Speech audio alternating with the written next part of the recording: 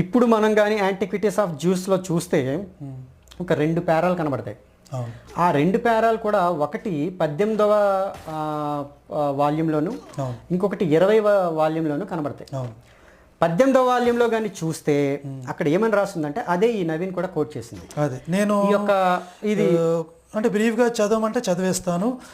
There was about this time Jesus a wise man, he was lawfully called him a man, he was a doer of wonderful, అంటే miracles చేసేవాడు, he was called Christ ఇట్లా అని. And tribes of Christians who believed him, they are not extinct to this day అని బహుశా ఒక 5-6 లైన్లు ఏదో రాయబడింది.